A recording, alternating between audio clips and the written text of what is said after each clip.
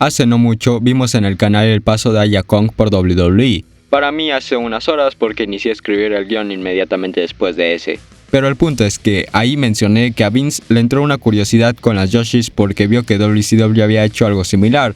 Y es que es justo decir que respetaron más a las leyendas femeninas de los 90s en comparación.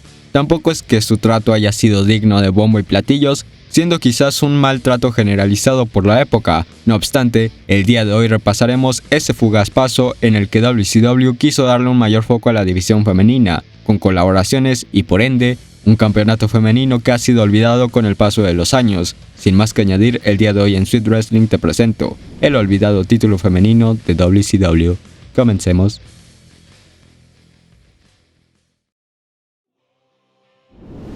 Primero como tal quisiera hacer un disclaimer, y es que WCW ya había albergado un campeonato femenino previo a la historia que continuaremos hoy.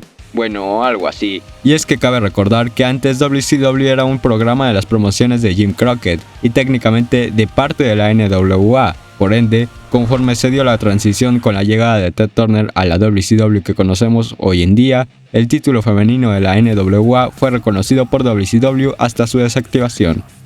Ahora, también a inicios de los 90s, permitieron que la campeona de la Ladies Professional Wrestling Association defendiera su campeonato frente a Bambi en la 12ª edición de Clash of Champions, siendo este el detonante para que en las puertas de 1991 buscaran tener su propia división femenina. En el mentado año, la empresa trajo a luchadoras a su programación como... Aquí hago un paréntesis para pedir disculpas anticipadas porque voy a destrozar estos nombres seguramente, entonces por favor, corríjame en los comentarios. Itsuki Yamasaki, Mami Kitamura, Miki Handa y Chieko Suzuki.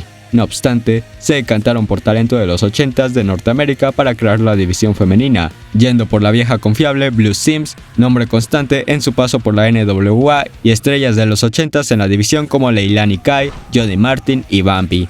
Pero claro, el fichaje más rimbombante en una Madusa que estaba llegando a sus mejores años. No obstante, para finales del mismo 1991, solo Madusa seguía en la programación y eso más o menos porque tenía sus compromisos en Japón. El proyecto fracasó. Dicen que la tercera es la vencida, y ahora sí, para 1996, el proyecto de una división femenina tenía las bases para ser forjada. Realmente las mujeres estaban en la programación, pero el hecho de que WWF haya abandonado su división femenina liberó muchos nombres importantes. Y claro, la misma Madusa, quien había sido los cimientos del ámbito femenino, había sido elegida como la que seguiría ese camino para basar el proyecto, pero ahora en WCW. Con la idea de ahora sí tener una división propia, evidentemente se tenía que tener un campeonato propio, y es así como nació el campeonato femenino de la WCW para asegurar calidad. Se aprovechó que la empresa tenía una alianza con Gaea, y esta misma se dio a Akira Hokuto, con sus dos personajes, Chigusa Nagayo, bueno, ella se puso técnicamente, Kaoru Maeda, Meiko Satomura y Sonoko Kato, sin contar los nombres que ya habían llegado como Bull Nakano y Sherry Martel. No obstante, al momento de coronar la primera campeona, se organizó un torneo donde básicamente sería todas las chicas de Gaea y Madusa compitiendo por ser la primera campeona, esto debido a que en sí el campeonato iba a ser compartido con la promoción nipona, ya que estaba prestando su talento suena justo, llegando a la final, como no se podía saber, Madusa contra Akira Hokuto para Starrcade de 1996. En la mentada final, Hokuto se coronó como la primera campeona mundial de WCW, al menos 100% de la empresa. El título pues, y quizás la elección suena controversial. Sin embargo, Akira venía haciendo las cosas bastante bien en Japón, y si bien Madusa estaba teniendo un segundo aire, era necesario ya un descanso de ella tras posar por mucho tiempo en las altas esferas de la WWE. En cuanto al reinado, fue algo decepcionante, con varias defensas que se vieron castigadas por el poco tiempo que los creativos invertían en la presea femenina, pero eso sí, para su primera defensa en pay-per-view en junio de 1997 y la quinta del reinado, en el evento Great American Bash, le dieron más atención promocionando una revancha entre Madusa y la campeona, en un título versus carrera. Con más tiempo en televisión, ambas cumplieron su trabajo de muy buena forma, y la historia acompañó con Madusa abandonando el coliseo despidiéndose de su gente. Tristemente, fue debut y despedida para el título, al menos metafóricamente, ya que tras esto, la campeona regresó a su natal Japón a defender el campeonato como se supone estaba previsto. Sin embargo, el problema fue que ya no regresó a WCW. No lo malentiendan, no se lo robó ni nada, simplemente se dejó vacante porque se dejó de defender por un rato. Conforme a lo que pude encontrar y coincidir con los datos históricos, Hokuto ya estaba más que consagrada, por lo que regresó a Gaea a tiempo completo, pero también con las intenciones de formar una familia, incluso tomándose un hiatus en su carrera, por ende el campeonato quedaría vacante. Entre lo que se aclara la situación, llegamos hasta septiembre de 1997, es decir, 3 meses de no saber qué había pasado con el título. Devi Masami se coronó como la nueva campeona de WCW en Japón, mientras que de este lado del mundo, WCW presentaba luchas randoms ocasionales, como diciendo, ah sí, tenemos división femenina. La cuestión es que para diciembre de 1997, mientras Devil ya era campeona coronada en Japón y llevaba 3 meses de reinado, WCW, de la nada, en su programación, se acordaron que tenían campeonato femenino y mencionaron que Akira Hokuto era la actual campeona.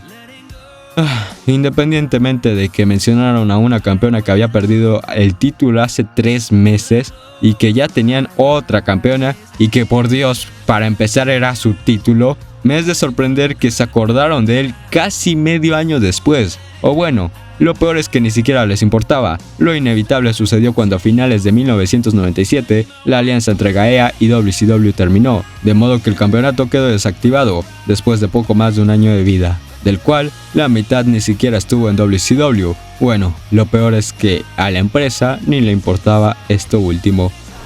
La división femenina había caído una tercera vez, pero como cada 3 años, quién sabe por qué, le daba por querer revivir la división.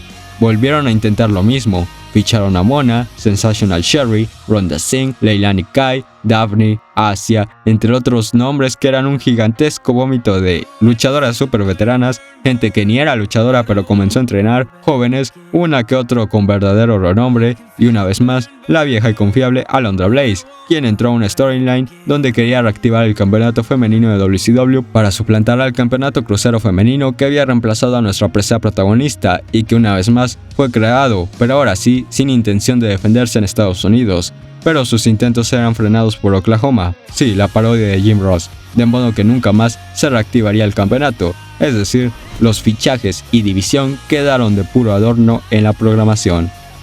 Sin duda, una historia por lejos bizarra, sí que nos deja claro cómo el wrestling norteamericano femenino simplemente no tenía chances, y es que tristemente tras la partida de Mola, les costó muchísimo trabajo captar la atención tanto de fanáticos como de los directivos, y es que me es increíble cómo WCW invertía en crear una división con nombres interesantes, pero a la vez la abandonan y así cada cierto tiempo, siendo un ciclo que parecía no tener fin, pero creo que el mayor insulto y burla fue presentar su propio campeonato medio año después, acordarse de él, y hasta eso con una campeona que ni tenía el campeonato. Sumamente bochornoso y lamentable.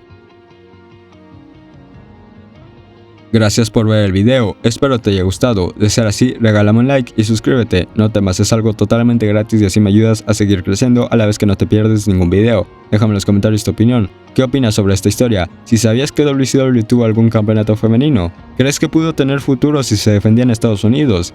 ¿Crees que hicieron bien en hacer a Akira Hokuto la campeona inaugural? Lo que quieras, te estaré leyendo. Sígueme en Twitter y en Facebook para una conversación más personal. Ambos links estarán en la descripción. Ahora sí, sin más que añadir, gracias por ver.